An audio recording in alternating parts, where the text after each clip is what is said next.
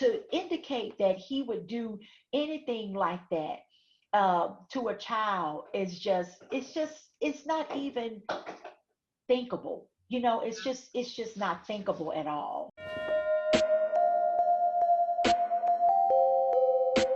Hi, beautiful people. Today we have a guest that I am beyond honored to introduce you to. Her name is Rolanda Holman, and she is the little sister of Pervis Payne. Pervis Payne is someone that I introduced the GODISGREY community to, I believe, 2-3 months ago. And Pervis is someone who came into my awareness via the Innocence Project. Mhm. He has been incarcerated for a heinous crime that he didn't commit, and he also has an intellectual disability, which actually makes it unconstitutional to have him on death row, but he still sits on death row today. So Rolanda is going to grace us with her presence, with this story. Really, most importantly, besides tugging on your heartstrings and just letting you know a heartbreaking story, which it is, we really want to offer you actionable things that you can do, because this video isn't just about a conversation. And for the love of God, let's not make it a tragic story. We have the power of this people, of our voices, to save Pervis Payne's life. It is not too late. So this is what it's all about. We want you to leave with hope, with purpose, and with actionable things you can do to help. So, hello, Rolanda. Hello, thank you so much, Brenda. I do appreciate this opportunity to speak with you. And I always say it is always an honor and a privilege to be able to be the voice for my brother and to speak on his behalf. So thank you so much for this time. Of course. I mean, I'm honored by you because I think I initially just want to ask you about my points of curiosity, because I have a brother who I consider my best friend in the entire world. We love each other so much. We have each other's back. And anytime I watch a movie or hear a story like yours of something happening like this, I always put my little brother in that man's shoes or that young Hmm. person's shoes, Hmm. and just play with my empathy with that. And it always brings me to tears. And I did that in Purvis's case, and especially when I was introduced to you and the activism you're doing on his behalf. I just look at you and I'm like, my goodness, how do you stay hopeful in a situation that at times must have felt so hopeless? Yeah. Well, that's a very good question. And actually, it's a loaded question because, I believe that whenever we are experiencing something hard in life, you have to find something to hold on to, whether it's, some people like to take a jog, some people like to have a glass of wine, some people like to, go out with friends or read a book or what have you, whatever it may be. You have to have that something that gives you that hope to hold on to. For me and for us, for my family, we are believers. We are believers in Jesus Christ, and so having that hope that's been built inside of us and having that foundation, it means everything to us. And so when I was feeling discouraged one day, Brenda, it just came to me like maybe you need hope, because sometimes as a believer, when we don't see things happening the way that we want them to happen, it's so easily to get discouraged and it's so easy to throw in the towel. And so I wasn't sure if it was my faith, that was, as the young people say, that was tripping on me. But I felt for some reason, I felt that it came to me and said, it may be your hope. So as I began to look at the definition of hope, this is what came to me put several different definitions together. And it's that hope is the expectation, the anticipation that something good is going to happen. It is the assurance that it hasn't happened yet, but it will. So that's something that we hold on to, that we have an expectation and an anticipation that something good is going to happen. And yes, it's been, over 30 years, but we still have that expectation and that anticipation that something good is definitely going to happen, as it relates to my brother. As you and I were just discussing, earlier before we joined the call, or before we came on, we were just, talking about purpose. And I'm a huge believer of purpose. I believe that, there is purpose to everything that we do. And I wished I could say what the purpose is for, my brother going through what he's experiencing right now. But I don't have that answer yet. But I feel that there is a path that is leading us to many good things as it relates to him. And so, one thing about the truth is sometimes it is so sad, Brenda, to say this, but you have to fight for the truth. Mm. I never thought this was going to be that kind of fight, right? I remember, and you feel free to stop me whenever you want to, and you I want to won't. question in between, okay? Feel free to do so. But I remember when this happened, I was only 13 years old, and my mother said, well, Purvis will be home by the probably, before the end of the week, because I think maybe it was on like it was on a Saturday, and I think, maybe it was that like that Monday or so. She was saying, by the end of the week, he will be home. She said he's telling the truth. They'll probably keep him for a couple of days to make sure everything aligns with what he's saying, and he'll be home. Never would I have expected that truth that he told would be 33 years later. Mm. Okay. So I'm thinking, yes, he'll tell the truth. We're going to be good. But when you get to a place to where the truth is not good enough, and you feel that you'd rather manipulate, deceive, and twist and turn, however you want to say the truth, whenever you can do those things to the truth, to put another check mark by your accomplishment, we have a problem in our society. And that's where I would say that's where the injustice creeps in, is when you realize that the truth means nothing, to where you feel like a person feels like, whether it's the police department, whether it's the district attorney's office or the prosecutions, whoever, when you feel like you have the power to take that truth in your own hands and to set it aside and manipulate it and deceive it to make it look like that this is the person that did this, we have a problem, because nobody cares about integrity, right? When Mm. you do that, who cares about integrity? Who cares about how it affects me and my family as the victims of the criminal law system, the justice system? If you want to say how we've been victimized by this so-called justice system, to where, and I said this one time, we were looking at, Purvis, which I call him Bubba, okay? So Mhm. if you hear me call him, if you hear me say Bubba, I'm talking about the same person. I've been calling him Bubba since I was the age of 2. Mm. So to say Purvis, I make a joke, and I've even told him, I'm just now learning how to say your name, after me being, I'm 46 now. I say, after all this time, I'm just now learning to say your name, Purvis, because I've never really used his real name. And so, I say, when we were looking at, think about Perry Mason, Murder She Wrote, and we're saying, oh, they're gonna find out who did this, and because I'm telling the truth, and they're gonna uncover this, and they're on our side. The police, our defense attorneys, they're on our side.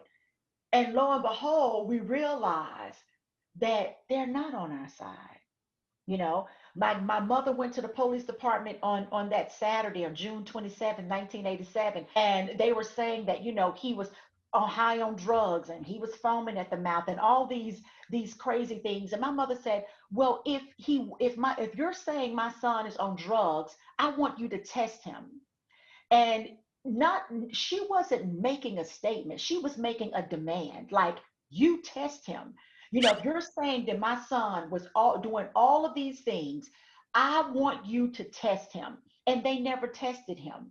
And so at that point, when I look back now, I say that was one thing that, my mother's voice was not being heard about. I mean, we, of course, we thought that that would have done something. They didn't do it. And then as the defense began to, review his case and prepare for the trial, my dad was sharing with him, hey, we heard this, you should look into this and look into that. And he would say, Carl, they're not going to hear that. But it was relevant things, like things that could have been looked into, like the victim's ex-husband, Yeah. right? If you would have listened to my father then, when the people in the community were saying, we heard it was the ex, just, I know it was hearsay, but it was worth looking into. Because what happened is, so that means his voice wasn't heard. So what happened is, now in order to be able to find out, who, as everybody may not know, and I may be kind of jumping by bits and pieces, but there was no DNA that was being taken at that time. And so now we had got DNA taken last year, and we got the results back early part of this year. And there was Purvis's DNA is not on the handle of the knife. So, and I'll tell you a little bit about the story of what happened, and then I'll resume with telling you, a little bit more about the DNA. Yeah. But and so at that point, we could have had that. They said it was an unknown male whose DNA was on the handle of the knife. And if you ask me, looking at, the type of crime that this was, and you here may have heard our attorney Kelly Henry say several times, this is, when she looked at some of the crime scene photos, are some of the most horrific photos she's ever seen before in her life. And so when you look at that, it's impossible to have your a handle on that knife that many times, stabbing, the victim, and not have the DNA embedded anywhere on the handle of the knife. And so when we look at that, we could have had, if they would have listened then about the victim's ex-husband, we may not be meeting today, right? Yeah. I may not have ever be talking to you today, because that could have been something that could have been a leeway into something, to be able to determine who really committed this crime. I often say, as long as you have Pervis Payne behind bars, the justice has not been served. As long as he's there, justice hasn't been served. And it's a manipulation not only to us, but it's a manipulation to the victim's family as well. And so just to know that there is a lie that has been told to them as well, to thinking that this is the person that has committed this crime. So on that day, and I'm just going on, Brenda, No, no, okay? I appreciate it. There's so many little things that I would love to pull out and Sure, get into absolutely. more. But yes, let's just begin with the straight up story of what happened, how Purvis got Hmm. enmeshed in this situation. Yeah. So on that day, we had a church picnic. There was a church picnic that was going on in the park. And he wanted to go over his girlfriend's house, because she was out of town, but she was coming back that Saturday. And so he and my cousin came, picked him up. They came by the church park picnic, because I remember seeing him that day. He came by, they stayed for a while. And then my cousin left to drop him off at his girlfriend's house, because my cousin was like, I have to cut our yard. His dad told him that, you can do what you need to do, but you need to cut this yard before night falls. And so he dropped, Bubba off at his girlfriend's house. And so the girlfriend was not there. And so Purvis set his things. He had an overnight bag, with his toiletries and things in there. And he set his things. He had, like, I think he had about 3 beers and he set those in, and it was in a sack. He set those by his girlfriend's door. He had one open beer that he had been sipping on. He had two closed ones. Okay.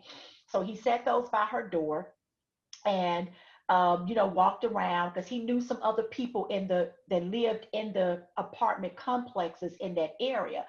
So he ended up, going by some of them, were not. I don't think he was able to catch up with anybody because it's Saturday afternoon. A lot of people weren't there. So he kind of walked around and he went back. He stayed away for a while, walked away, and then he went back to check to see if his girlfriend had made it home.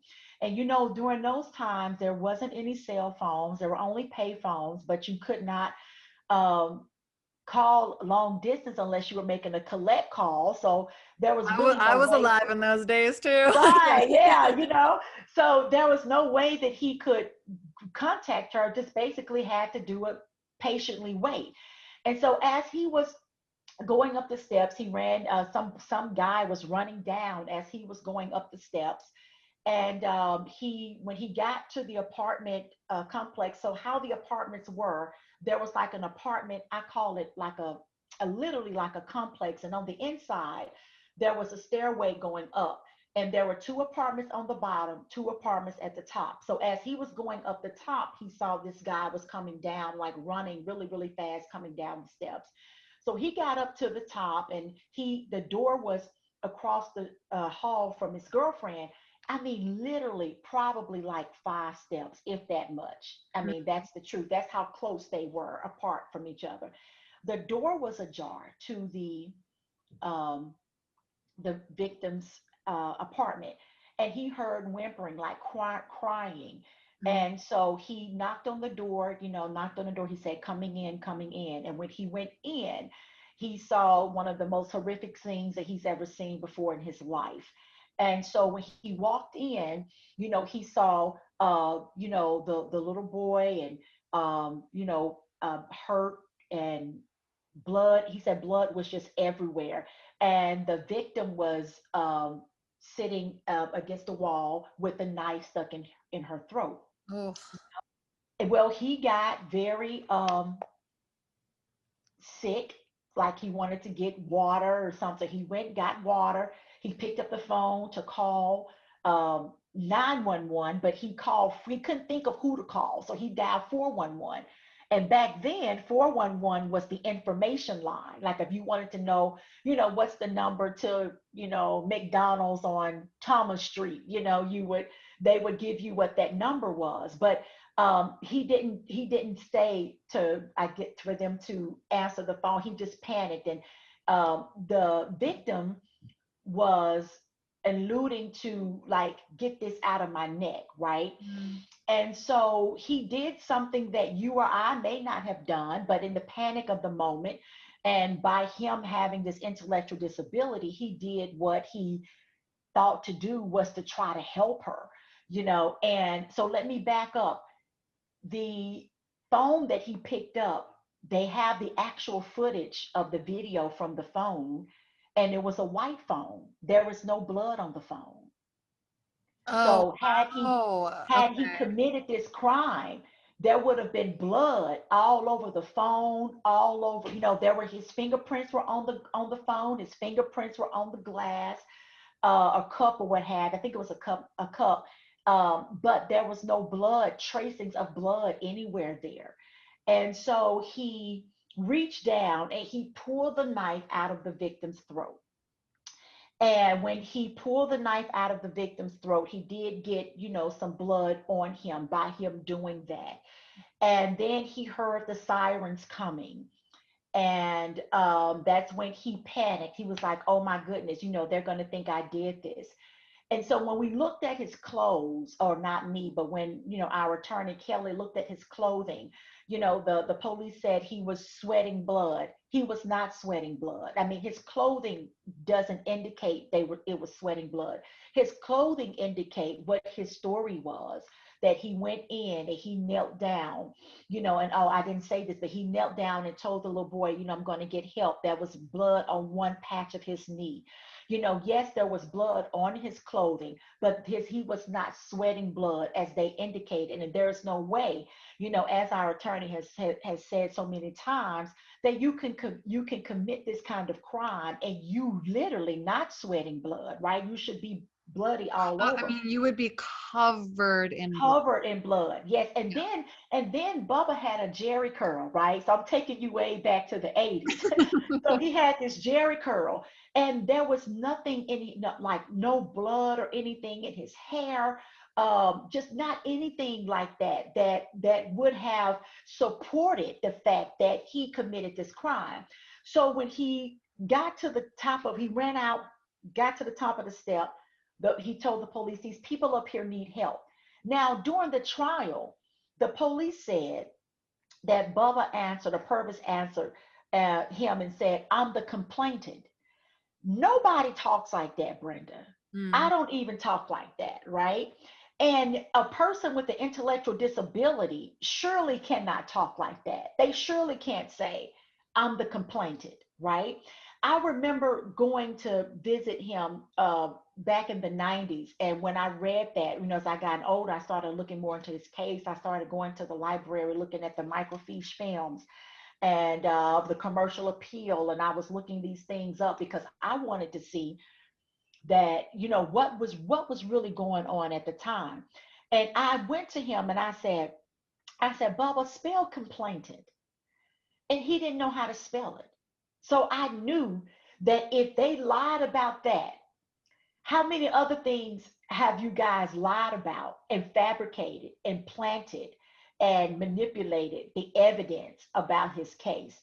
So when he got to the step, he said, he's told a man, "These people up here need help." He said, "I tried to call." And then the police said to him, "You have this blood, or what are you doing with this blood on your shirt?" And, he was like, "Oh my God, they're going to think I did this." And so he just took off running. So he took off running. And then later on, they found him. There's some fabrication, out there that say they found him in his girlfriend's apartment with the knife in his hand. That's not true. The knife was not in his hands. Yes, they found him, at her apartment, but the knife was not in his hand. And so things like that. They talked about, the beer cans, and the beer, they have it staged. To me, I say staged, and we believe it's staged because they have the beer cans of a picture beside the television. And we, those who drink beer, and I don't drink beer, but I know from my uncles, when they used to come to my grandmother's house, they never leave the beer sitting out if it's unopened. They always put the beer in the refrigerator. So who drinks cold, who drinks a warm beer, right? And so even not only that, but Kelly has said before, when they began to review the files for the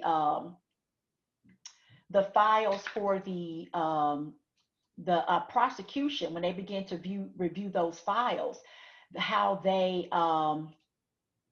the prosecutor at the time even wrote staged when he saw that, and when he wrote about the beer can staged, because that's just how it looked.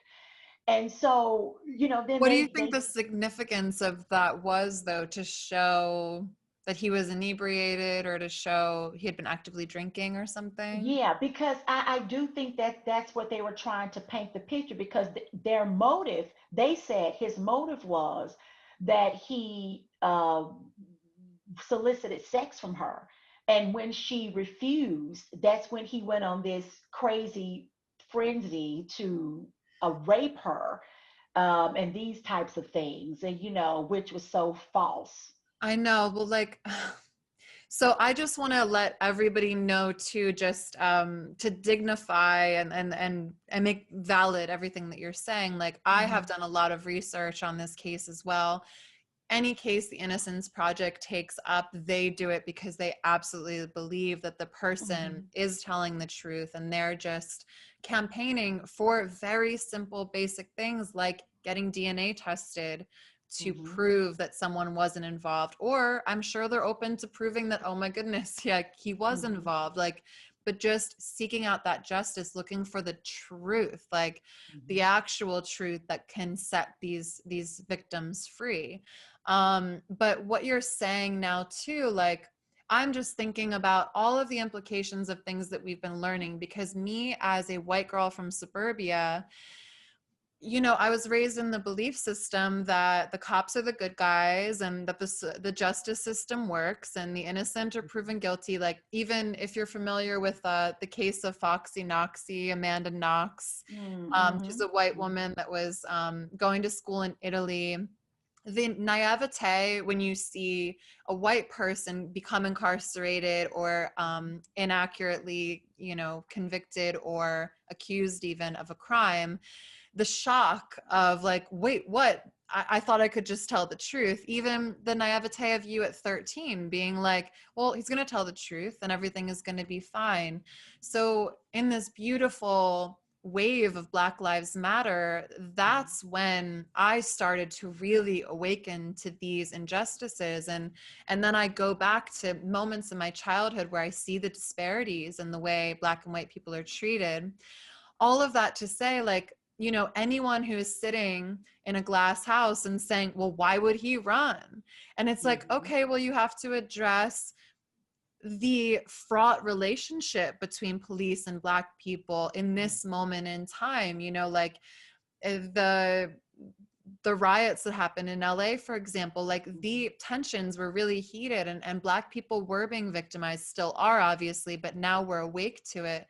Then I'm sure, any evidence that he had of just watching people in the community and how his involvement with police, was, of course, his reaction, or maybe not of course, but yes, it's very conceivable that an Mm-hmm. innocent person would run. And Mm-hmm. also it's conceivable that there would be a staged crime scene, because we have evidence of that. We have police tampering evidence. We have, proof that there are instances where a DA and a police officer just want to wrap something up. They just want, quote, justice, which is never justice when it's a lie, obviously, but they just want to pin it on somebody, say we solved it, it's all good, case closed. So there's so many dynamics at play. And then the last thing I want to point out is how what you're saying harkens back to, I'm not remembering his name, the Black boy who was like viciously tortured and hung and murdered because white boys were saying that he came on. Emmett Till. Yes, it Mm-hmm. reminds me of Emmett Till, exactly, to say, oh, this isn't a crime of passion, which statistically, I mean, it may not be an accurate statistic, but it's like 90 some percent of the time, it is an ex-lover, because when Mm-hmm. someone is so viciously Mm-hmm. attacked like that, that is coming from a place of hatred and from a relationship. Like, Mm-hmm. if you look into enough forensic science, you see that there's always that relationship, unless the person is a genuine all-out psychopath, which Mm-hmm. Pervis does not show himself to be at all. Right. And for them Mm-hmm. to go back to sexualizing him and saying, oh, he had that Mm-hmm. rage because he was sexually attracted to this woman, Mm-hmm. it, Mm-hmm. like you said, it's an Emmett Till Mm-hmm. situation all over again. Right. Mm-hmm. Yeah. And you brought out a good point about what I wanted to speak on, about the panic, him running. And, he and we have talked about this case so many times, backwards and forwards. And we've written down so many things, and, I asked him, why did he run? Because I knew that would be, people would say, well, you wouldn't run. Why you would, if you didn't do anything, why would you run? But it goes back to the community that we grew up in. And that was something, when he started driving, my dad would tell him, just don't get stopped by the police, always drive the speed limit. We do not need any trouble, in Millington, because we'd already heard about that. Even when my sister and I started driving, we would get the same story. But because he's a Black male, and some of the things that we already knew that were going on in the community at the time, or had happened prior to Purvis getting this trouble back in 1987, we'd already heard different stories about how they do Black people, and so that was something that was taught. It's very hard, um, Brenda, when you, I think only an African American person would really understand what I just said just now, Mhm. because of the conversations that we have to have at the table with our children. I have boys, and I have to have these conversations with my boys, at the table. Unfortunately, I do. And the conversations that I have, and my husband and I have with our boys, may be different from the type of conversations with the police that, if you had boys or some of their Caucasian friends parents may have with them. So it's hard to it's hard to understand. But I told him, I said, you know what, I said, I have been in some situations to where I have been afraid, and I know I don't have an intellectual disability, but I know I made some wrong decisions at that time.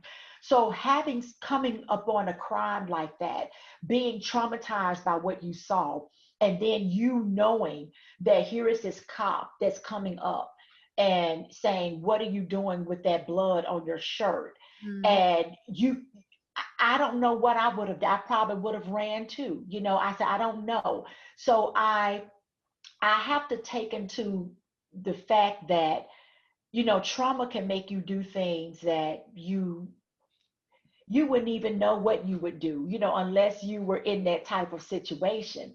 And so, but yeah, the society, the community that we grew up in, we knew that that was something that we didn't want to face. And even when he got in this trouble, Brenda, a lot of the community were saying, guys, this is going to be difficult because he is a Black man accused of killing a white woman. And they were saying, they were like, we are praying for you all, but you all have a lot against you right now, because they're going to do everything they can to nail him. And although my parents knew that, they still felt like the truth would prevail, Mm. right? They like, he's telling the truth, he's going to be home, but that truth was not good enough. And I've learned that when we get to a place again to where we don't want to know the truth, and we don't mind in destroying and victimizing people's lives, we have a problem in our society. We have a problem in our world. And we definitely, because this goes on in our justice system, we have a major problem that needs to be corrected. And the way that we, as you were saying earlier, we stand strong, we have strength. The way that we fight for this injustice, is to make some noise. When we started this journey in 2019, when they were submitted his name for execution. We came in, and I said, it's time to roar. And when a lion roars, it gets people's attention, right? You're like, oh my God, what was that? And we have to be consistent with that, you know. And people ask me, how do you guys stay in this fight? Well, you know what? We have strength. It's crazy. It's maybe an oxymoron, but our strength is built in our fighting. Mm. We're not, we don't have, like, our strength is not weakened. Like, we still have a lot more to be able to fight for. And although we have seen, like, we've gotten the intellectual disability, um, that was approved. The bill was passed here in the state of Tennessee, which was very huge. So I'm grateful for the Tennessee Black Caucus and Republican G.A. Hardaway, I'm sorry, Representative G.A. Hardaway, who presented this bill. But for the Republicans who also wrote a bill, and for the House seeing that as a benefit to Purvis, and not only to him, but those who fall in a situation like him, to be able to argue the intellectual disability. So that was a big thing. Although we consider that as a win, we're still not at the victory yet, right? But Yeah. even that's a win. We can see that we're moving. We can see that we are making some progress, and that's just because we have about 750,000 people who have signed the petition, and so grateful for that, for their voices being heard. We have a lot of other campaigns that are going on right now for him. We have a T-shirt campaign, bonfire.com. You can search free Pervis Payne T-shirt. Get you a free Pervis Payne T-shirt that is, sponsored by the Innocence Project. So we appreciate that. We have face masks. I know that people are not wearing them as much anymore, but we do have face masks for free Pervis Payne as well. So, go out, sign the petition, and get you a free Pervis Payne T-shirt, because those voices like that is what's causing us to be heard. And so when we look at that over all these years and we say, there's no way we can feel alone in this fight, knowing that we have the support from other people who support us too. People ask me sometimes, what do you think about the ones that say he did it? Oh, The naysayers, what do you think about those people? And I say, well, if I have 750 fighting for me, why should I worry about the 10 who aren't, right? I don't have the time to focus on that. My focus is on the fight. My focus is on justice. And one thing about justice, it may take some time, but justice is something that does not go quietly.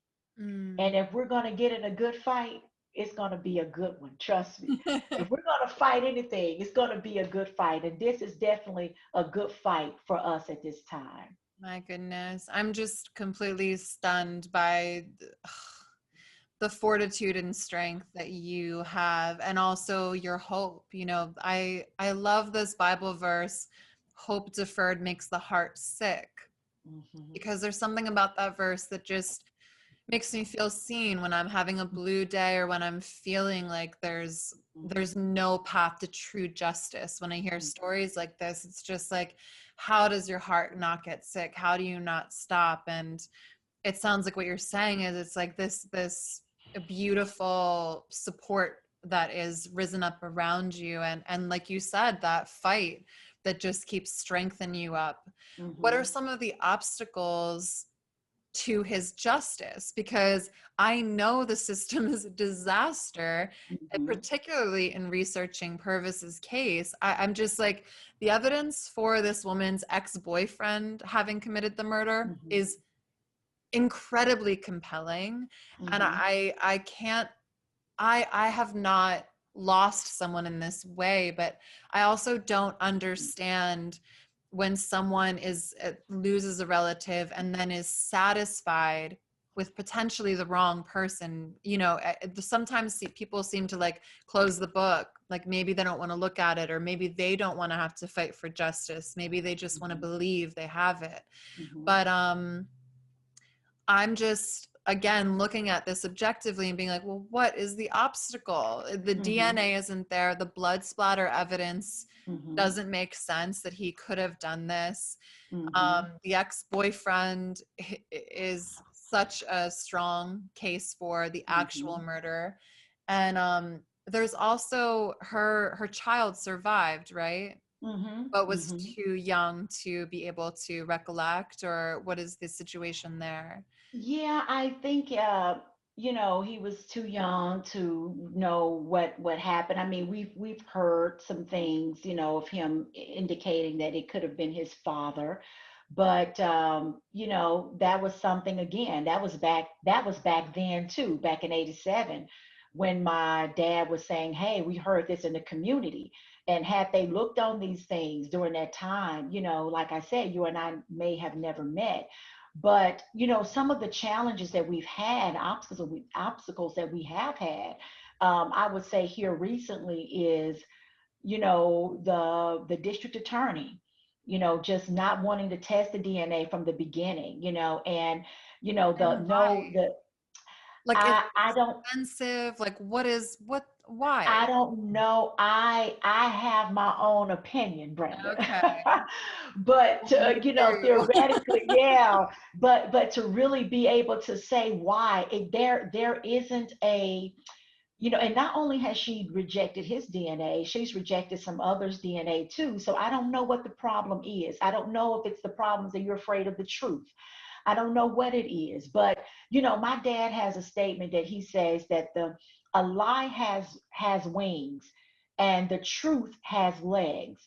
A lie will get there faster than the truth, but once the truth comes, it stands on its own. Mm. And so I believe that the lie traveled so much faster, and that's what maybe she may be afraid of having to uncover.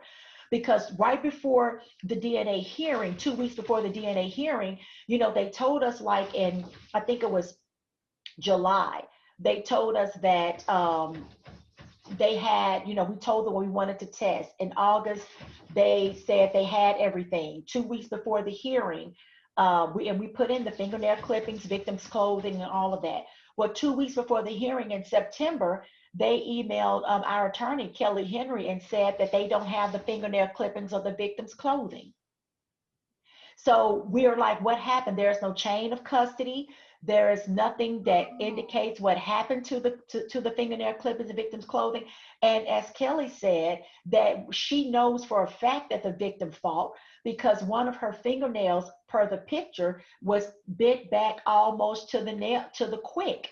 So we know that she put up some kind of fight toward her victim, and we know that the victims, I'm sorry, the assailant's DNA are under her fingernails. And so the fact that they are just disappeared, and the district attorney is not saying, they're like, oh, it's just like, oh, it's a mistake. It could be a human error, and no one is allowing or taking or causing them or having them to give an account for that. I feel that that's a problem. I feel that's an issue, because now you're talking about life or death. You're talking about an execution date that could be hanging over this person's head, a death date that's hanging over this person's head, and you don't have the integrity to be able to tell the truth. So I believe that's my theory. My personal opinion is that they were afraid that the truth would come out. And so, the fact that um, they don't have the fingernail clippers, that was one of their main things, so that she's been one of our biggest obstacles that we've had. And even with the intellectual disability right now, we have a hearing that's coming up, and even there's a fight there, for the intellectual disability. And so, there's, statements that, she feels the evidence is overwhelming evidence. And it is overwhelming evidence, but it's also overwhelming in the fact that you won't support to help us get down to the truth, because she has the power to be able to do so. And it's sad when you use your power and abuse your power for your whatever self gain. What's her name? Amy Warwick is the district attorney there in Shelby County, and so. She's Mhm. up for re-election, right? Yeah, she is up for Because re-election right now for 2022. So she has indicated that she is running, and I think that awareness of what has occurred. She is one of Harvard Law School did a study in the state of Tennessee, and of all of the district attorneys in the state of Tennessee, she has the highest number of prosecutorial misconduct. wow. And I think that people need to be aware of that. They need to be aware of her character. And I said, you look at Bubba's character and you look at the character of what has happened out of her office, period. There is no comparison, because character will follow you everywhere that you go. If Purvis was this type of person, his character would have followed him in prison, right? He has a pristine record. He has not had any trouble. He has not been written up for talking back to a guard or anything like that. So his character has been extremely well. We didn't come from a family like that. There was a mother and father in the home. Not only was my father present, but my father was involved in our lives. We didn't want my father to discipline us. We were like, oh, mom, please don't tell dad that we, this, that, or the other. So he was very present. We had conversations, we had talks. So it wasn't like, my dad was just there and my mother is raising us. No, we had a mother and a father in the home who loved us and who exemplified that love. And my father was and still is a pastor to this day. And so, and my mother would often say, I don't ever say my children are perfect. She said, but one thing is for sure is that my children, but they're no killers. I didn't raise any killers. That's impossible. And his girlfriend also had children. She had young children. And so to know that, that children were involved, and you're telling me that my brother could hurt a child, and how he is when you see our pictures of him holding my sisters in my hand on one of those pictures when we were young, that's who he was. Like, he was always attentive to us, like, girls, come on, we're about to leave. And we were at church, he would always be the one to come get us. Come on, we get time to leave, time to go home.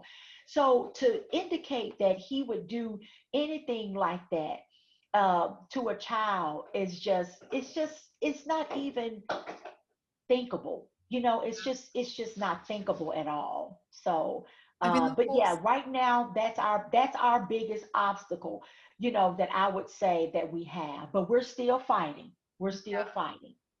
Amen. Yes.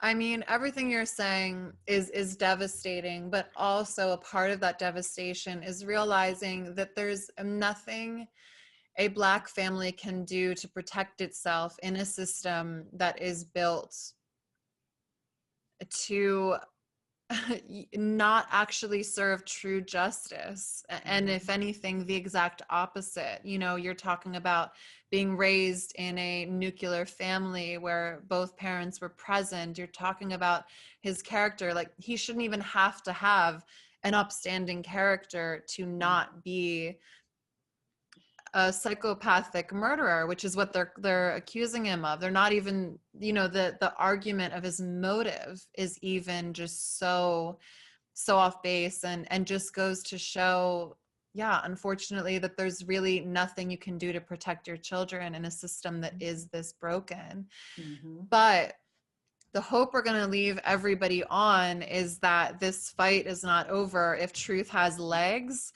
they are still walking like a turtle. This is like a Hey, turtle and hare yes. story.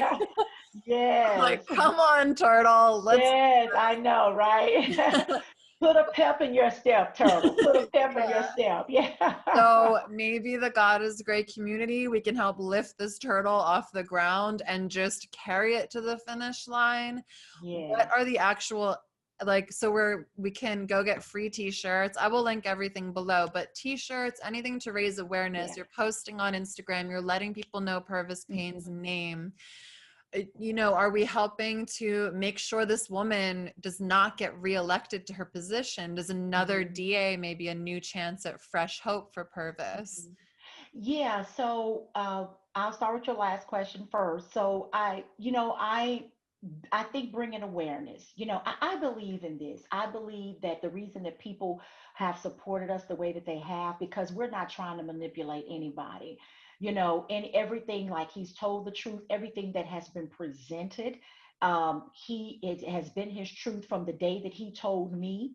To my parents, to he and I talked about it again when I was in college, all the way up until he's spoken to, our attorney, Kelly Henry.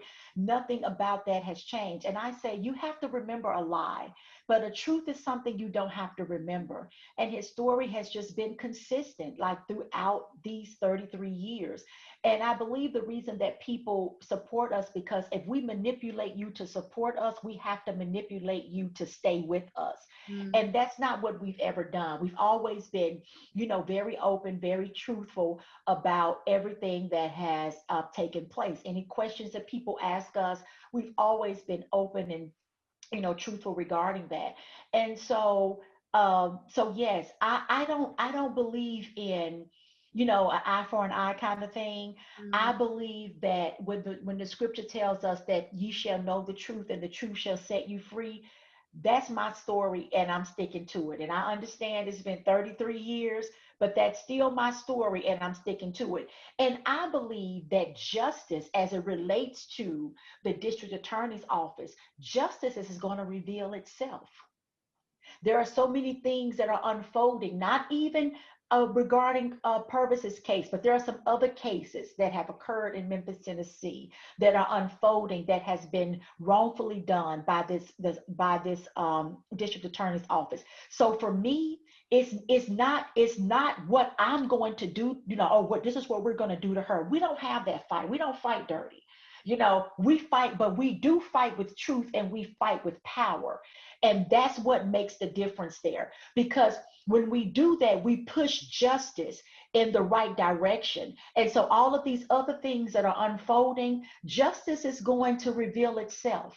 So what I do is I sit back and I watch justice unfold as we continue to fight for that. But I think as we bring awareness about the district attorney's office, I believe that, I hope and I pray that people come on board and they realize that these things have happened, especially with our Black community. I need our Black community in Shelby County to wake up and realize that these kind of things have happened out of this office, and that your voice can be heard, and your voice can be heard by going to the polls and voting, right? Mhm. So other things that you can do to support, we go to pervispayne.org, PervisPayne.org.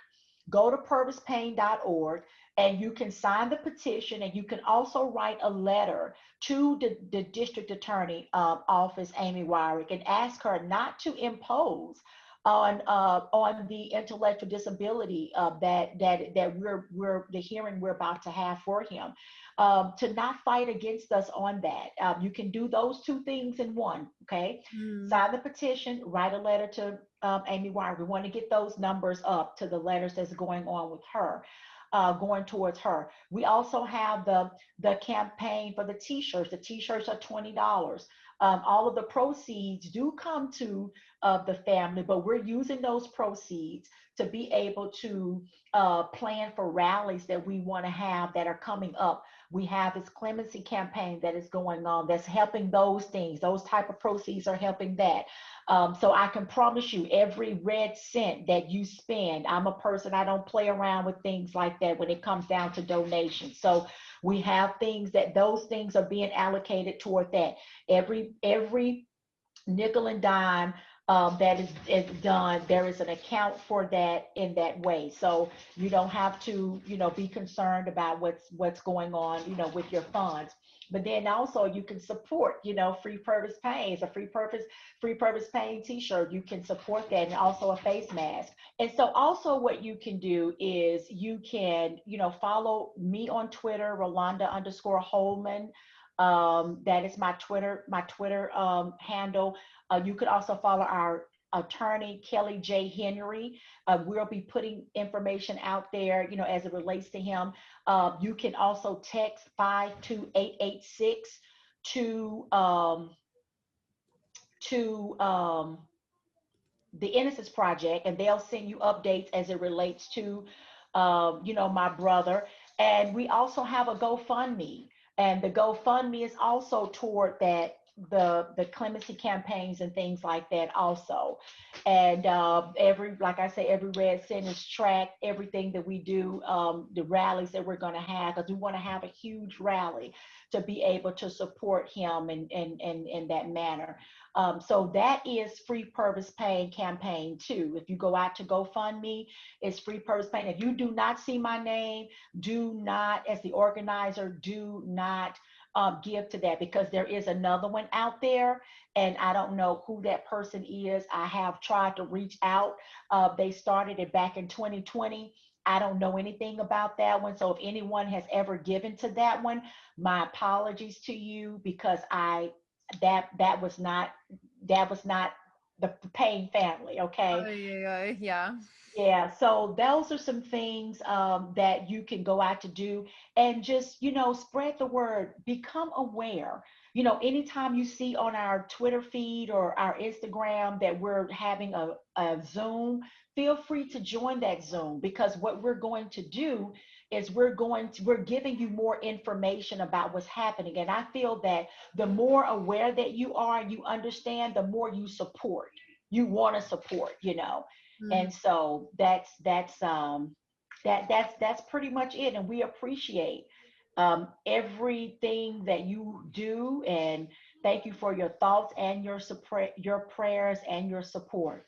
Mm. Well, I'm so honored to have spoken to you, because you also have just said such beautiful things, not only about justice, but about allowing truth, and really believing in just the justice of divinity, which I can only imagine how difficult it is to sit in that and come to terms with that truth within yourself while in the face of so much injustice in your life. So just thank you for the character that you've displayed to all of us, and for your fight. Thank you for being the little sister that you are. I am so happy to know that he has such a beautiful support system in his corner, Bubba, Pervis Payne. Yeah. Thank And you. Thank you. yeah, thank you everyone who made it to the end of this conversation. It's so valuable. I know you can be entertained by so many different podcasts and YouTubes, and this is heavy, but this is real. This is an Mhm. opportunity to save the life of an innocent Mhm. person. Mhm. And we're so grateful for all of you that are going to help champion this fight alongside of us. Yes.